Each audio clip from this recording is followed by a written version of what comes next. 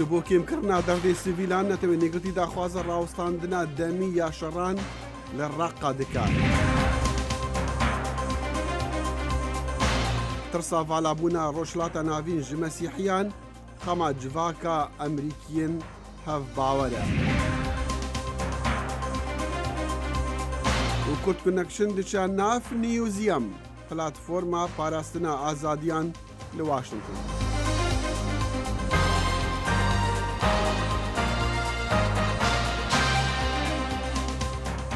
سلااوڕێز و هیڤیان دەمێن خۆش.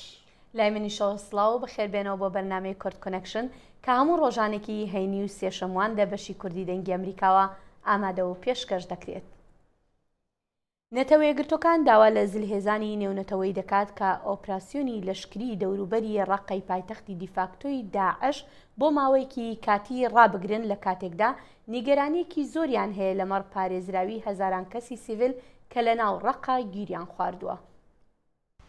ئەم داواکاریەی نەتەوە یەکگرتوەکان بۆ ڕاگررتنی کاتی شەڕی ڕەقا بە مەبەستی ڕێگەگرتنە لە قەیرانی مرۆیی لەوێ تا ڕێگە خۆش بکات بۆ نزیکەی 20,000 کەسی سیڤیلی کە لە ناو ڕەقا گیریان خواردووە خۆیان دەرباز بکەن و داواش لە هێزەکانی هاوپەیمانان بە ڕێبەرایەتی ئەمریکا کراوە کە هێرشە ئاسمانیەکانی کەم بکاتەوە کە بوون بەهۆی زیانی گیانی.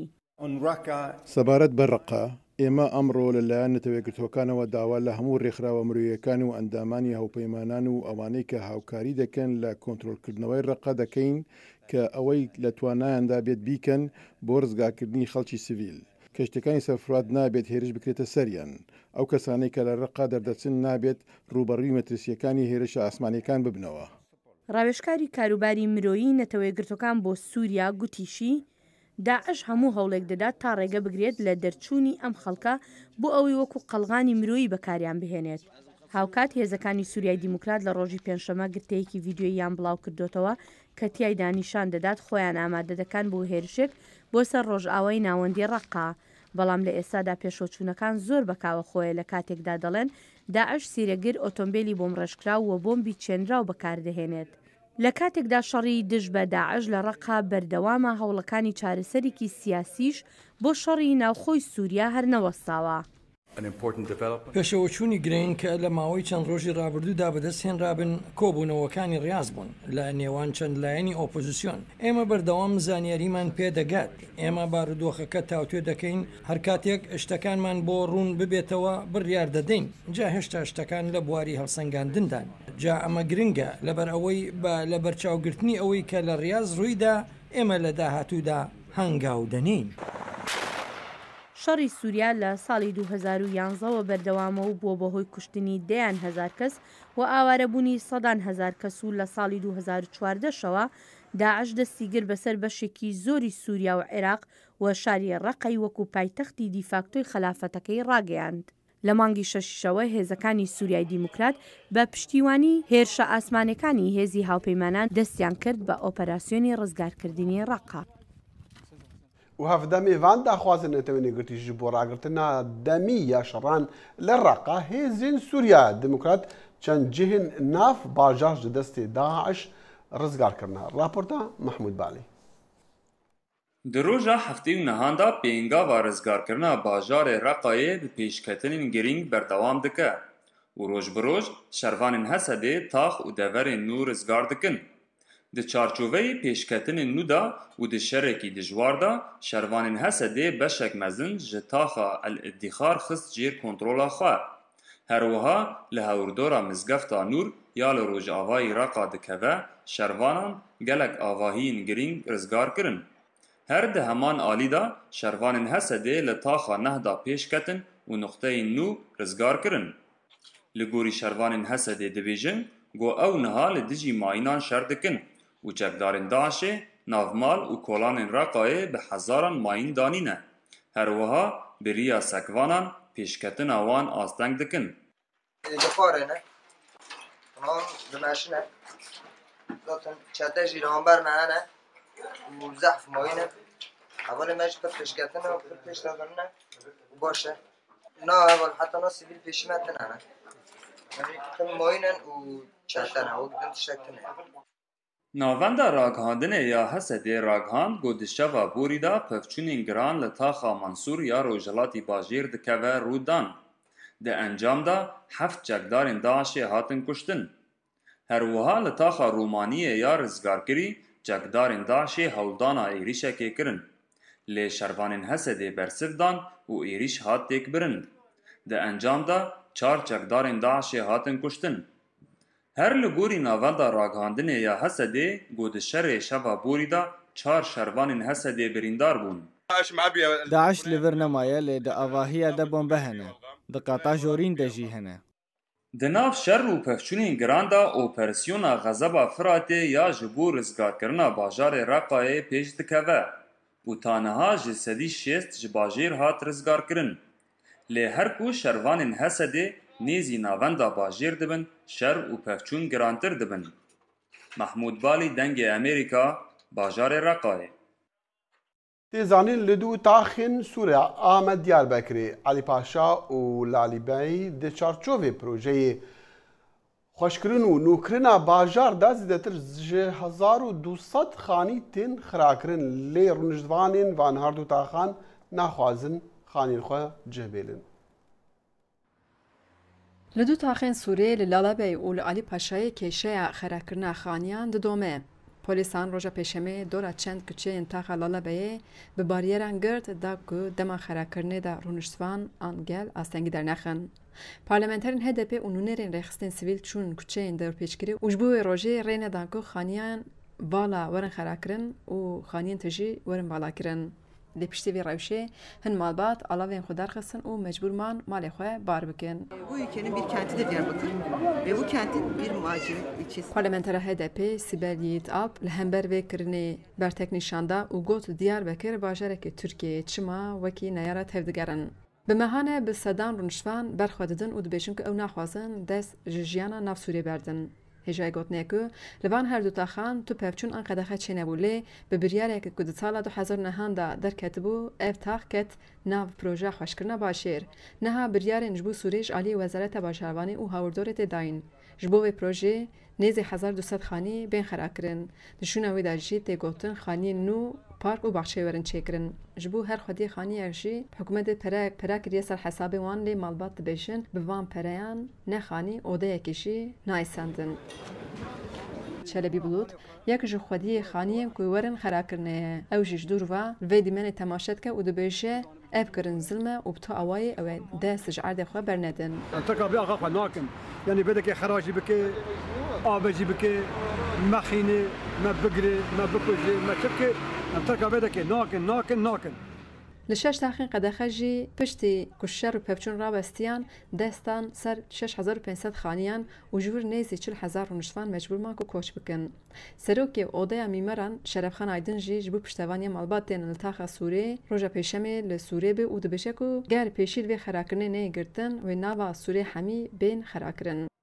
Daxwazam me an jî bandavaziyan ew e ku gelê Amedê îro li hember vî rewşê bertek nîşanda.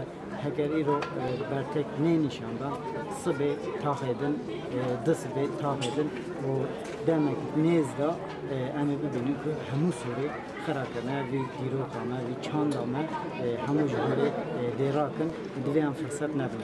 Xerakirina xaniyan heta roja duşemê paş te hat xistin lê wisa xuya ku ji biryara xerakirinê paş te ê gav neyavêtin. Xecî Canfarxîn, dengê Amerîka, Amed. هێزەکانی عێراق بەردەوامن لە پێشڕەویەکانیان لە دەوروبەری شارۆچکەی تەلعفەر کە لە ژێر دەستی داعشدایە. یەکینەکانی دژە تیرۆریزم بە پشتیوانی هێزی ئاسمانی لە کەنارەکانی ڕۆژهەڵات و باشوورەوە بەرەو شارۆچکەکە پێشڕەوی دەکەن. گوتەبێژێکی هێزی هاوپەیمانان بەڕێبەرایەتی ئەمریکا بۆ شەڕی دژ بە داعش لە عێراق ڕایگەیان ملیتانەکان لە ناو تەلعفەر بە تەواوەتی گەمارۆ دراون. گوتەبێژێکی حکوومەتیش لە بەغدا ڕایگەیاندووە وامەزەندە دەکرێت 10 بۆ 20,000 کەسی سیڤیل هێشتا لە ناو شارۆچکەکەدا مابن. توندوتیژەکانی ڕۆژهەڵاتی ناوەڕاست بوون بەهۆی هەڵاتنی کریستیانەکان لە ناوچەکەدا و بە هاتنی داعشیش کێشەکە قوڵتر بۆتەوە، بەڵام کریستیانەکانی جیهان بە تایبەتی لە ئەمریکا کار دەکەن بۆ ئەوەی خەڵکە ڕەسەنەکە ئەو ناوچەی خۆیان بەجێنەهێڵن و لەوێ پارێزراو بن. کریستیانەکانی مووسڵ و دەوروبەری قوربانیە ئاسانەکەی دەستی ئیسلامێکی توونڕەوی وەکو داعش ئەو چەکدارانە ئاسان کەوتنە گیانی ئەو پێکاتەیە سووتاندنی ماڵ و حاڵ و تەقاندنەوەی کڵێساکانیان ڕەبی بە کۆمەڵی کریستیانەکان بۆ ناوچە ئازادکراوەکانی دەشتی نینەوە و هەرێمی کوردستان. ئەوە لە کڵێسایەکی قەرەخوشە کتێبێکی پیرۆزی ئینجیل سووتێنراوە. ئەوە پەیکەرێکی شکاوی کڵێساکەیە هەر شتی سومبڵی ئاینی و مەسیحی بوو بێت شکاندویانە و لەبری ئەوە دروشمی داعشیان نووسیوە. ئەمە کۆڕی کۆنگرێزمانێکی پێشووی ئەمریکایە لە واشنگتن گەیاندنی ئازاری کریستیانەکانی عێراقا بۆ هاوباوەڕەکانیان پەرۆشیەکە بۆ ئەوەی لەو شوێنەی مێژووی ئەوانی لێیە وا بڕوات کریستیانی لێ نامێنێت. ئەگەر تا کۆتایی ئەم ساڵ ئێمە کۆمەکیان نەکەین ئەوە کۆتایی کریستیانەکان دەبینین هەر گروپێکمان بینیەوە بەردەوام بی لەوە دەکەنەوە بڕۆن بۆ دەرەوە باز لەوە دەکەن خزمەکانیان لە ئوسترالیا و کەنەدا پێیان دەڵێن وەرن بۆ ئێرە ژیان زۆر خۆشە و لەناو کۆمەڵگەیەکی کریستیان داین ئەوان چاوەڕوان بزانن ئەمریکا چیان بۆ دەکات. دوای ڕزگارکردنی شاری مووسڵ لە دەستی داعش قۆناغێکی دیکە دێتە ئاراوە گەڕانەوە بەڵام بۆ ماڵ و حاڵی وێران بەرپرسی کڵێساکانی کاسۆلیک لە عێراق تەواو لە بارودۆخەکە نیگەرانە. مووسڵ وەکو شارێک کاتی دەوێت پێویستە متمانە بۆ خەڵک بگەڕێتەوە تاڵانکردن و کوشتن و بڕین ڕوویداوە دەستدرێژیکردنە سەر کریستانەکان برینێکی زۆر قوڵی دروست کردووە. پرسیارەکە لەوەدایە ئەگەر نەخشەیەک لە ئارادا بێ بۆ ڕەوپێکردنی کریستیانەکانی عێراق ئایا خۆیان دەیانەوێت واز لە زێدی باو باپیرانیان بێنن؟ ئەو قەشانەی کە بینیمانن دەیانەوێت خەڵکەکە بمێنەوە وڵاتەکەی خۆیان خۆش دەوێت وڵاتێکی زۆر جوانە مێژوو لەوەیە داوا دەکەن کۆمەکیان بکەین تا بتوانن بمێنەوە ئەگەر ئەوە نەکەین داوا دەکەن کۆمەک بکرێن لێرە بڕۆن.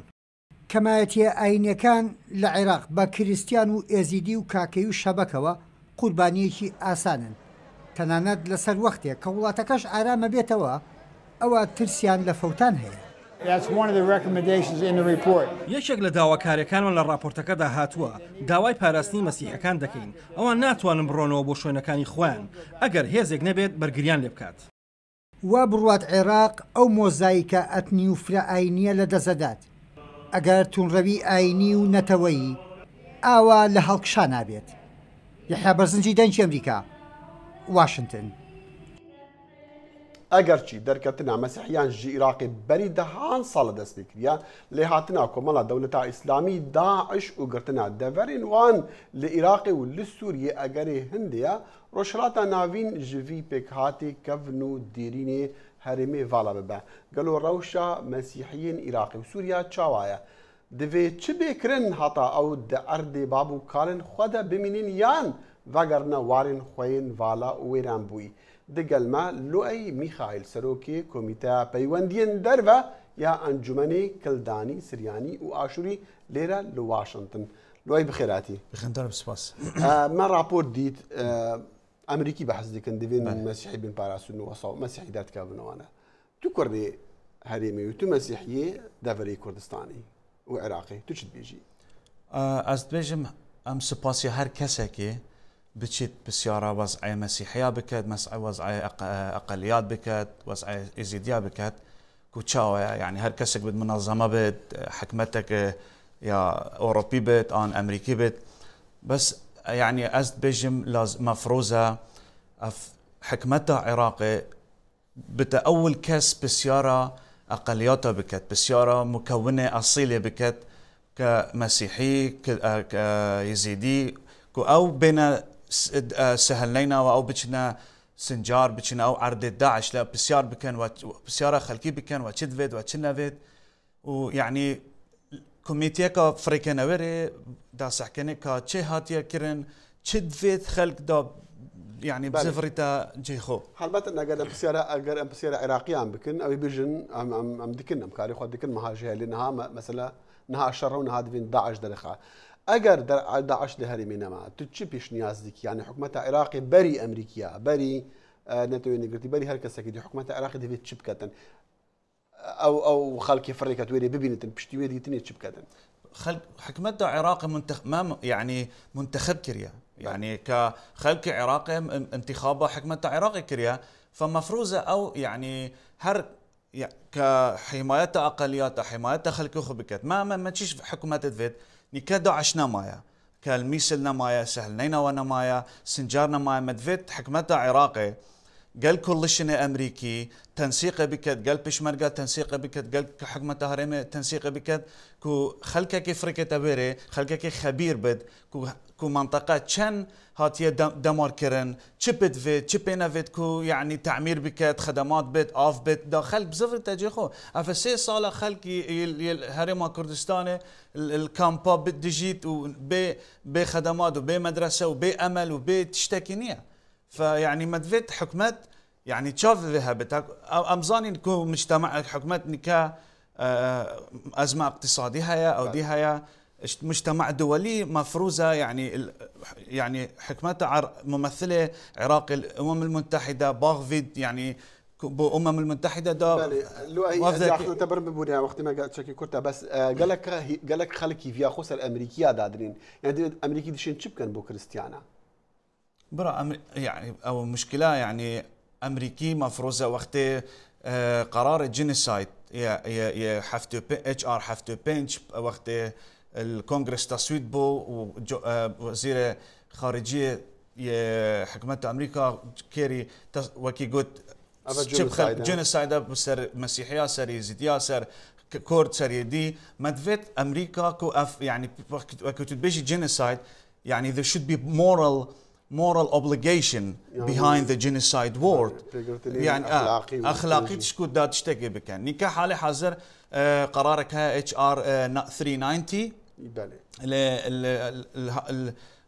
الهاوس هاتيا او دي كيرن تصويت كيرن بالاجماع عمل هيفيا سنت كودا تصويت كان ريليف فور جينوسايد victims قربانين جينوسايد فيجا او ما افتش تدفت كو وكي نائب رئيس امريكا مايك بينس قالك عرضه يعني بحث سكر اخفت قلت يعني وضعي مسيحيه وضعي يزيديه وضعي اقليات يتيك شوي العراقي او الشرق الاوسط مدفيت ام تشافي خو بدينه مدفيت اف اخفتن بتاكشن بالي لو اي بكرتي قالك بحث الجمهورات كان بيجي مسيحي نمان قالك كيمان هناك بيجي نخير تجينا مسيحي العراقي ده معنا راس مسيحي قالك كيم بونا العراقي ده جمهورة اگر بكرتي بيجي برا جمهورة بري 2003 1.5 مليون بو يعني مليون كونيف بو وقت شر دا سبيكر صدام شو ما يعني ما املك هبو كو امد مينن ودو زيدابين بس خلكي ما قالك كيم بو بشتي خاصة بشتي داعش ميسلو سلينا او ديكر نكا خلق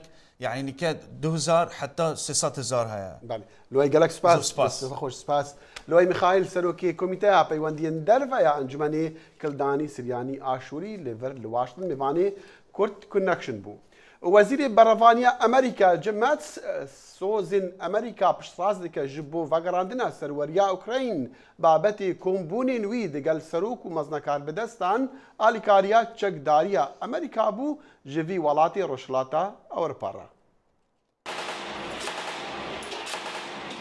وڵاتی گرتوەکانی ئەمریکا بە بەهای $100 ملیۆن وەک کۆمەک و کەرەستە و ئامێری بۆ ئۆکرانیا دابین کردووە بۆ ئەوەی داکۆچی لە وڵاتی خۆی بکات لە دژی جوداخوازان ئەوانەی رووسیا پشتیوانیان دەکات. جیم ماتس وەزیری بەرگری ئەمریکا ئێستا دەڵێت بەڕێوەبەرایەتی ترامپ بەڕادەیەکی زۆر تاوتوی پێدانی چەکی بەهێز بە ئۆکرانیا دەکات. ئێمە زۆر بەوردی ئەمە هەڵدەسەنجێنین. ئێستا دەگەڕێمەوە و ئەم ڕەوشەی کە ئێستا دیومە زۆر بە باشی هەریەک لە وەزیری دەرەوە و سەرۆک ترامپی لێ ئاگادار دەکەمەوە کە پێشنیارەکانم بۆ ئەو ناوچەیە چین. مەسەلەی دابینکردنی چەکی بەرگری بۆ ئۆکرانیا لەلایەن هەندێکەوە ڕەوایی پێدراوە و دەبینن ئەو وڵاتە پێویستی بە ئامرازی بەرگریکردنە لە خۆی بەرامبەر بە هێرشەکانی رووسیا بۆ سەروەری ئۆکرانیا. هەروەها پشتیوانیکردنی مۆسکۆ لە جوداخوازان لە هەرێمی ڕۆژهەڵاتی ئۆکرانیا.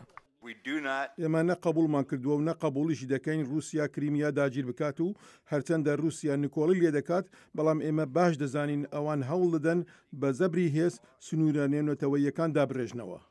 لایەنی دیکە نیگەرانن لەوەی پێدانی چەکی بەرگری بە ئۆکرانیا رووسیا تووڕە بکات و شەڕەکە بەرەو تاوسەندن ببات و ببێتە مای مەرگی زیاتری هاوڵاتیانی ئۆکرانی. سەرۆک ئۆباما ئەنجامدانی کارێک کە دەرەنجامی خراپی لێ بکەوێتەوە بە کارێکی هەڵە پێناسە کرده بوو. ئەمە لێکدانەوەی ئەو بوو بەڵام نازانین کە ئایا لێکدانەوەی سەرۆک ترامپ بۆ مەبەستە بەچی دەگات. جیم ماتس سەردانی ئۆکرانیای کرد بە ڕۆژێک بەر لە ئاگربەستە چاوەڕوانکراوەکە لە هەرێمی خۆرهەڵاتی ئۆکرانیا بۆ ئەوەی هاوکات بێت لەگەڵ دەستپێکردنی خوێندنی ساڵی نوێ. بەڵام شارەزایان ئاگاهی دەدەن کە ئاگربەستەکە هەنگاوێکی تاکتیکی بێت و بۆ بەرژەوەندی خودی رووسیا بێت. من بڕوا ناکەم ئاگربەستەکە درێژەی بێت، بەڵام ڕەنگە گەمەیەک بێت بۆ دانووسان رووسیا هەوڵ بدات وا لە ئەمریکا وڵاتانی دیکە بکات زیاتر لایەنی خۆیان لە پەرستنی شەڕەکە لا بدەن و هەروەها وایان لێ بکات کە چەک نەدەنە ئوکرانیەکان. بەرپرسانی ئەمریکایی دەڵێن بەردەوام دەبن لە پابندبوونیان لە ڕووی دیپلۆماسیەوە بۆ چارەسەرکردنی شەڕ لە ئۆکرانیا، بەڵام بەهۆی ئەوەی ئەفغانستان و گروپی دەوڵەتی ئیسلامی و هەروەها کۆریای باکوور بوونەتە سەرتۆپی بایەخەکانی وڵاتێگرتوەکانی ئەمریکا لەم هەفتانەی دواییدا، هەر بۆیە هەندێک مەترسی ئەوەیان هەیە ئەمریکا بەوانەوە زیاتر سەرقاڵ بێت لەوەی بە ئۆکرانیاوە. سەرۆکی ئەمریکا داناڵد ترامپ هێرشەکانی دەست پێ کردوتەوە بۆ سەر ئەندامانی پارتی کۆماری خۆی، ئەم جارەیان تاوانباریان دەکات بۆ دروستکردنی سەر لێ شێواوی لە پرۆسەی یاسای سنووردانان بۆ قەرز.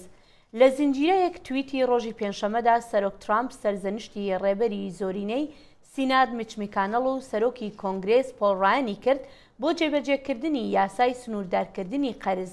شایانی باسا ئەگەر هەتا کۆتایی مانگینۆ کۆنگرێس نەتوانێت سنووری قەرزەکان زیاد بکات، ئەوە حکوومەتی فیدراڵ ڕەنگە نەتوانێت هەندێک لە خەرجەکان دابین بکات. بەڵێ پاش 2 ساڵ لە خوێندن بۆ میوزیک، دەیان گەنجی شارۆچکەی سیندیسی ئەفرین لە نێوەندەکەیان لە مەراسیمێکدا لە نێوەندی میوزیکی ئاریان بڕوانامەیان وەرگرت. آهنگ li navenda cûmeya çand û hunerê di binsiya desteya çandê de birêve çû. Di ahengê de bi dehan kes ji malbatên şagirtan û hezkirên mûzîkê amade bûn. Ji ber ku dixwazê milletekî gelekî nas bike, divê te herêberiya her tiştî çanda wê, kultura wê, edebiyata wê nas bike, ku tu zanibî ev gela çi ye. Em jî wek Kurd îro di dunyayê tevayî da em bi mûzîka xwe hatin mayîn, em man li ser rûçkê dunyayê. Di ahengê de şagirtan perçeyên cuda ji mûzîka rojhilatî û rojavayî pêşkêş kirin. Her wiha gurzek ji stranên folklora Kurdî jî hatin xwendin, weke kilamên Eyşa Şan, Bavê Salah û Cemîl Horo, ku rastî kêfxweşî û cûşa cemawarên hazir hatin. gelek kêfxweş dibin bi hevalxara divê di salina de û piştî van di salina me gelek perwerde kirin. Em me şahiya derçûnê me bidawî kir û me derçûna xwe jî bir em gelek kêfxweşin him ji xwe re him ji hevalên xwe re. Spas ji we re.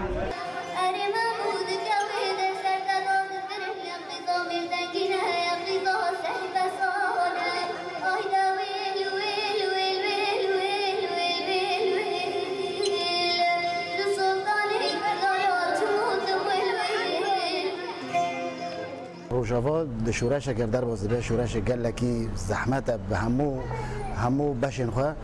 Lê ticarî gelê Kurd ev jiyana wî yani jiyanê wî huner û şer her tiş bi hev re berdewam dike.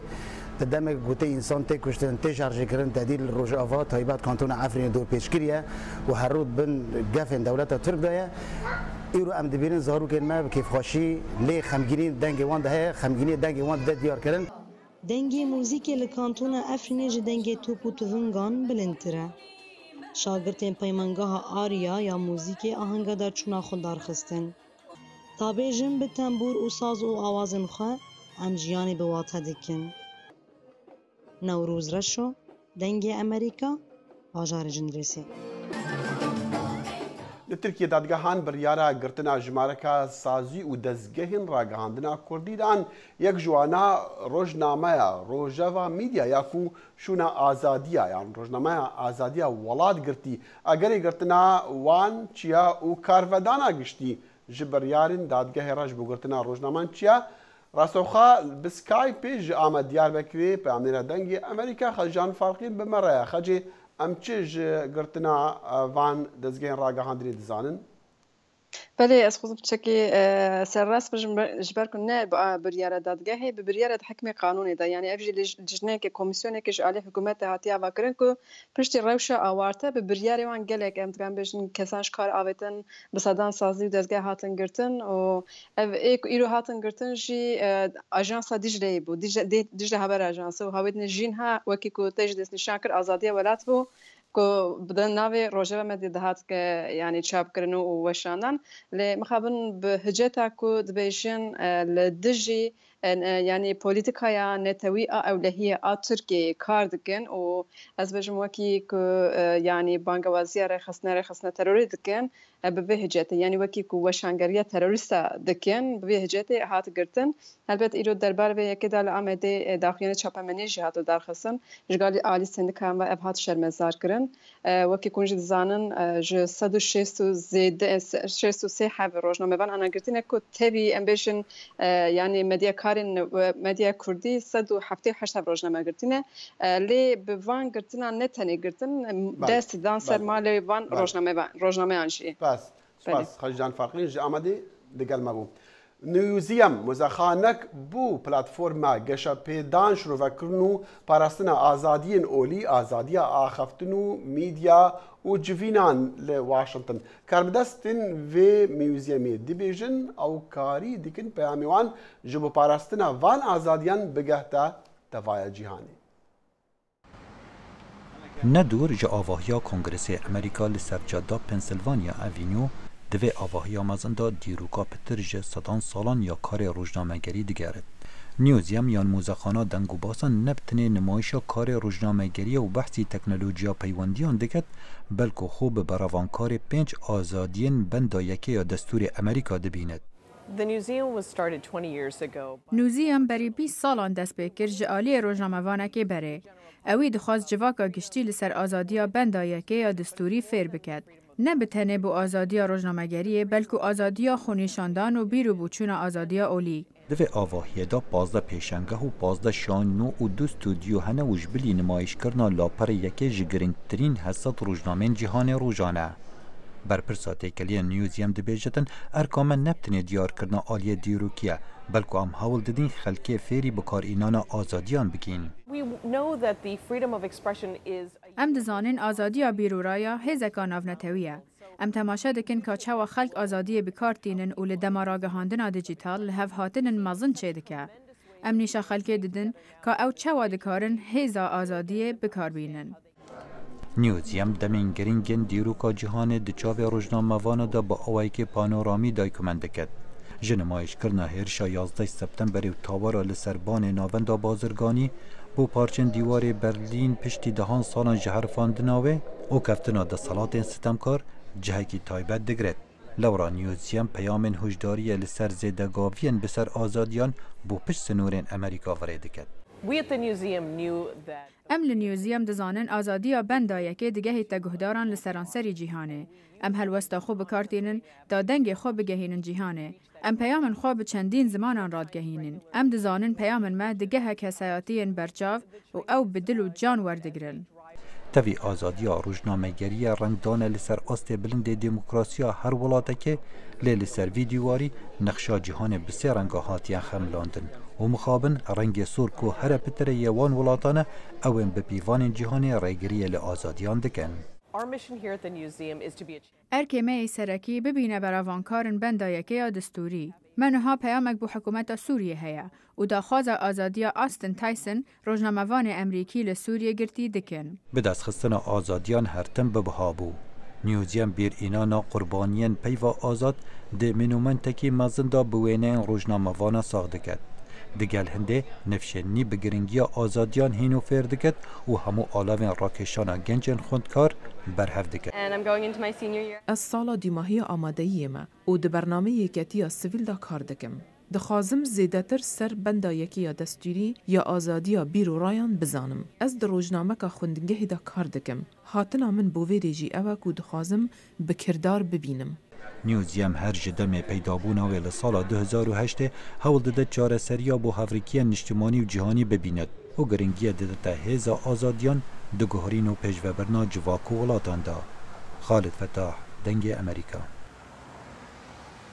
ئەف مۆزەخانە نیوزیەم ڕێزگرتنەکە گەلەکە مەزنەژ بۆ ڕۆژنەمەوانە هەلبەت ڕۆژنەمەوانین کورجی هاتنە پاراستن تایبەتژی بوونە قوربانین بیر و باوەڕین خۆوەکە سەردەشت عوسمان و کاوەگەرمیانی و گەلەکین دیژی.